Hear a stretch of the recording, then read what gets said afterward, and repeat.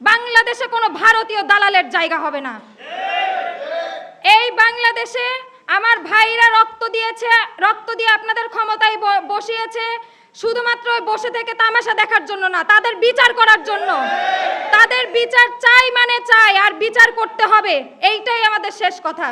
আমার ভাইয়ের রক্তের সাথে যদি বেইমানি করেন, খোদার কসম করে বলছি কাউকে কোনো ছাড় দেওয়া হবে না ইনশাআল্লাহ। আমাদের ধর্মের পর্যন্ত হুমকি দেওয়া হচ্ছে, কিন্তু আমরা একটা কথা আপনাদের বলতে চাই, আমরা ভয় পাই না। আমরা শহীদ শরীফ ওসমান হাদির অনুসারী, আমরা ভয় পাই না মৃত্যুকে। আপনি যদি আমাদের মারতে চান, সামনে এসে মারবেন, কাপুরুষের মতো পিছন থেকে আক্রমণ করে মারতে আসবেন না। বৈষম্য বিরোধী ছাত্র আন্দোলন যারা শহীদ হয়েছে, যারা আহত হয়েছে, তারা কোনো দলের না, তারা নির্দিষ্ট কোনো দলের না। আমরা সবাই একটা বৈষম্যহীন স্বৈরাচার মুক্ত বাংলাদেশের স্বপ্নে রাজপথে নেমেছিলাম, কিন্তু আমরা দেখতে পেয়েছি যে আমরা যেই স্বপ্ন বাস্তবায়নের আকাঙ্ক্ষায় এই আন্দোলন করেছি, সেই স্বপ্ন কি আমাদের বাস্তবায়ন হচ্ছে না। উপদেষ্টারা যারা ছিল এবং বর্তমান সরকার যারা আছে, আমি আপনাদের একটা প্রশ্ন রাখতে চাই প্রত্যেকটা রাজনৈতিক দলের কাছে, জুলাই গণ অভ্যুত্থানের শহীদদের যেই মামলাগুলো আছে, কয়জন আসামিকে গ্রেপ্তার করা হয়েছে? বরং একের পর এক সকলে জামিন পেয়ে যাচ্ছে, এবং আমাদের আবারও সেই আগের মতো আমাদের ভয় দেখানো হচ্ছে, গুমের, খুনের এবং আমাদের ধর্ষণের পর্যন্ত হুমকি দেওয়া হচ্ছে। কিন্তু আমরা একটা কথা আপনাদের বলতে চাই, আমরা ভয় পাই না। আমরা শহীদ শরীফ ওসমান হাদির অনুসারী, আমরা ভয় পাই না মৃত্যুকে। আপনি যদি আমাদের মারতে চান, সামনে এসে মারবেন, কাপুরুষের মতো পিছন থেকে আক্রমণ করে মারতে আসবেন না। আমরা আপনাদের কোনো ভয় পাই না। আপনাদের নেত্রী পালায় গেছে, আপনারা কিছু মানুষ এখন এইখানে আছেন, মানে ঘাপটি মেরে লুকায়ে থাকে, একে ওকে ভয় দেখাচ্ছেন। তো আমি আপনাদের হুঁশিয়ারি করে বলতে চাই, আমরা ছাত্র জনতা একসাথে হয়ে আপনাদের নেত্রীকে দেশছাড়া করেছি। তো আপনারা আবার আমাদের বাধ্য করবেন না যে আমরা যে যতটুকু সহমর্মিতা আপনাদের প্রতি দেখাচ্ছি, এইটাও যাতে মানে বাদ দিয়ে আপনাদেরও দেশ থেকে বিতাড়িত করতে হয়। সংগঠনের সকলের প্রতি আমার দোয়া থাকবে, তাদের হাত ধরে যেন আগামী প্রজন্ম আরও ভালো কিছু করে, আমরা যেন একটি ন্যায়ভিত্তিক রাষ্ট্র এবং ন্যায়ভিত্তিক বাংলাদেশ বিনির্মাণ করতে পারি, সেই দোয়া আমাদের প্রতি আপনারা করবেন।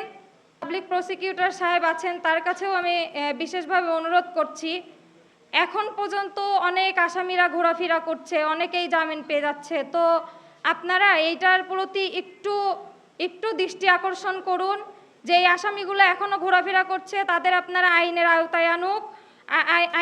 আওতায় আনুন। আপনারা শরীফ ওসমান বিন হাদি ভাইকে, যার বিচার আজও করা হয়নি। শহীদ শরীফ ওসমান হাদি ছিলেন বাংলাদেশের এবং ভারতের আধিপত্যবাদের বিরুদ্ধে বুক চিতিয়ে দেওয়া এক সাহস, যেই সাহস আজ ভয় হয়ে দাঁড়িয়েছিল ভারতের দালালদের জন্য। একটা কথা বলতে চাই, বাংলাদেশে কোনো ভারতীয় দালালের জায়গা হবে না। এই বাংলাদেশে আমার ভাইরা রক্ত দিয়েছে, রক্ত দিয়ে আপনাদের ক্ষমতায় বসিয়েছে শুধুমাত্র বসে থেকে তামাশা দেখার জন্য না, তাদের বিচার করার জন্য। তাদের বিচার চাই মানে চাই, আর বিচার করতে হবে, এইটাই আমাদের শেষ কথা।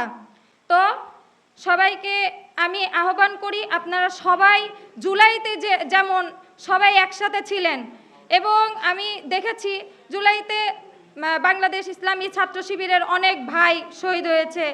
বাংলাদেশ জাতীয়তাবাদী ছাত্র দলের এখনও ভিডিওতে আসে অনেক ভাই হসপিটালে আহত হয়ে কাতরাচ্ছে। জাতীয়তাবাদী ছাত্র দলের অনেকেই শহীদ আছে, বিএনপি থেকেও অনেকেই নির্যাতিত হয়েছে। তো আপনারা না অতীত ভুলে যায়েন না, এখন আপনারা ক্ষমতায় আছেন, আপনারা বাংলাদেশটা সুন্দর করুন। আপনারা মনে রাখবেন, ওই শহীদদের জন্যই আজ আপনারা ক্ষমতায় বসতে পেরেছেন। তো ওই শহীদদের আপনারা ভুলে যায়েন না, শহীদদের রক্তের সাথে গাদ্দারি করেন না। একটা কথা বলতে চাই, আমার ভাইয়ের রক্তের সাথে যদি বেইমানি করেন, খোদার কসম করে বলছি কাউকে কোনো ছাড় দেওয়া হবে না ইনশাআল্লাহ। সবাইকে এক থাকার আহ্বান করছি, সবাই দোয়া রাখবেন আমার জন্য। আমি আমার অধিকার স্টুডেন্ট হিসেবে কিভাবে নিতে পারবো, ব্যাক করে নিতে পারবো, সেই ব্যাপারে তোমার রাজনীতি হওয়া উচিত। তোমার রাজনীতি হওয়া উচিত নয় যে একজন জাতীয় নেতা কি বলল তার প্রতিবাদে, যদি এটা তোমাকে টাচ না করে, অবভিয়াসলি তোমাকে টাচ করলে that is your periphery, but তোমার যদি ম্যাটার না হয়, একজন জাতীয় নেতা কোনো একটা কমেন্ট করলো সেটা নিয়ে তুমি প্রতিবাদে মিছিল বের করবা, এটা তোমার কাজ না। তোমার কাজ হলো যে, ধরো তুমি ঢাকা বিশ্ববিদ্যালয়ে আছো, তোমার কাজ হলো ঢাকা বিশ্ববিদ্যালয়ের স্টুডেন্ট পলিটিক্সের পার্ট হয়ে কিভাবে তুমি একটাতে বেটার ফান্ডিং আনতে পারবা, বেটার রিসার্চ আনতে পারবা, ভালো তোমাদের টিচাররা তোমাদেরকে বেটার টাইম কিভাবে দিবে, কিভাবে তোমরা তোমাদের অধিকারগুলো আদায় করে নিতে পারবে, সেই ব্যাপারে তোমাদের রাজনীতিটা হওয়া উচিত। তোমার রাজনীতি হওয়া উচিত নয় যে ঢাকা বিশ্ববিদ্যালয়ে এমনভাবে আমরা সদস্য সংখ্যা বাড়াবো যে এবি পার্টি উপরে উঠবে। এবি পার্টি তোমাদের সাথে কোনো যোগাযোগ থাকবে না। এবি পার্টি হয়তো হ্যাঁ আমাদের স্টুডেন্ট উইং হিসেবে, মানে স্টুডেন্ট উইংয়ের পার্ট হিসেবে তোমরা আছো, কিন্তু তোমাদের রাজনীতি আমার রাজনীতি সম্প্রসারণ করা না। তোমার রাজনীতি হবে স্টুডেন্ট হিসেবে তোমার অধিকারকে টেক ব্যাক করা। তো আমি আশা করছি যে এই 3 বছরে তারা কিছুটা হলো তাদের এই রাজনীতিটা দেখাতে সক্ষম হয়েছে যে তারা এবি পার্টির পার্ট হিসেবে না, তারা সম্পূর্ণ নিজস্ব ইন্ডিপেন্ডেন্ট থিঙ্কিং এর মাধ্যমে তাদের রাজনীতিতে এগিয়ে নিচ্ছে।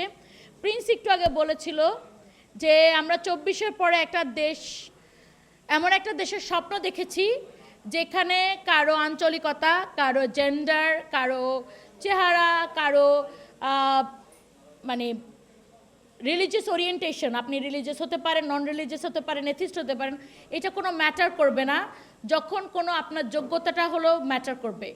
তো এইটা আসলে আমরা স্বপ্ন দেখলো, যেটা সমস্যা হলো কি আমরা অপরকে দোষ দিতে ভালোবাসি, কিন্তু আমরা নিজেদের মানে আমাদের যে ডিসকোয়ালিফিকেশন এগুলো চিন্তা করি না। আমরা নিজেরাও কিন্তু 24-এর পরে আমরা নিজেরাও কি খুব ভালো বিহেভিয়ার দেখাতে পেরেছি? সরকার দলীয় যারা আছেন, তার বাইরেও যারা আছেন, সবাই কিন্তু একজন নারীকে ধরেন, আপনি নারীর কথা যে বলছি, নারীকে কে অ্যাটাক করেনি? মানে একা তো সরকার দলের লোকেরা অ্যাটাক করেছে এটা একটা ভুল ধারণা, তাই না? সবাই অ্যাটাক করেছে। নারীর পোশাক নিয়ে সবাই কথা বলে, নারী কেন সংসদে গেল এবং কেন গেল না, সব কিছু নিয়েই কিন্তু কমেন্ট করে। কিন্তু নারী আবার এটা নারীর যোগ্যতা নিয়ে প্রশ্ন তুলে যে ওনারা কি জিততে পারবেন কি না। কিন্তু পুরুষরা কি কখনো হারেন না ইলেকশনে? অবশ্যই হারেন। তো এইটা অ্যাজ আ হোল আমাদের এটা একটা জাতিগতভাবে ফেইলিয়ার, এবং এটা ফার্স্টে যদি আমি এটা রেকগনাইজ না করতে পারি যে এটা অ্যাজ আ হোল আমাদের ফেইলিয়ার, তাইলে কিন্তু এটা আমরা ঠিক করতে পারবো না। আমরা তো অপরকে দোষ দিতেই পারবো। আমরা মাঝে মধ্যে দুষ্টমি করে আমরা রিলসে দেখি যে একটা হাজব্যান্ড লাগবে, কেন ওই যে ফুলদানিটা ভেঙে গেলে তোর দোষ দিতে হবে, সেরকম সরকার দল লাগবে যে সব দোষ সরকার দলে। তো এইটা তো আসলে সব দোষ সরকার দলে দিয়ে আমরা পার পাবো না। হ্যাঁ, আইনশৃঙ্খলা পরিস্থিতি নিয়ে আমরা সরকারের ব্যাপার কথা বলতে পারি, বিভিন্ন জিনিস নিয়ে কথা বলতে পারি, কিন্তু আমার মননে মগজের যে সমস্যা সেটা তো সরকার ঠিক করতে পারবে না। আমার যে সামাজিক একটা চিন্তাধারা, যে ও তো গোপাল, যেমন আগের যেটা হতো একটা অঞ্চলকে ব্ল্যাকলিস্ট করে রাখা হতো, এখন আমরা আরেকটা অঞ্চলকে কি ব্ল্যাকলিস্ট করি না? গোপালগঞ্জের মানুষ এরকমই, বাট এইটা থেকে আমাদেরকে বেরোয় আসতে হবে। ওখানে যদি একজন মির্জাফর এবং শেখ হাসিনা থাকে, তার মানে তো তার পুরো অঞ্চলটা খারাপ না। সেরকমভাবে আমরা আমরা যেটা ধরে নেই যে হ্যাঁ মহিলা মানুষ ড্রাইভিং পারবে কিভাবে, এই জায়গাগুলো থেকে নিজেদেরকে বের হয়ে আসতে হবে, নিজেদেরকে আরেকটু ভালো করে গড়তে হবে। এবং আমি মনে করি ছাত্রপক্ষের এখানে অনেক কিছু করার আছে। ছাত্রপক্ষে কিছু ওয়ান্ডারফুল প্রোগ্রাম করেছে, আপনারা যারা এটা পার্ট ছিলেন আপনারা জানেন।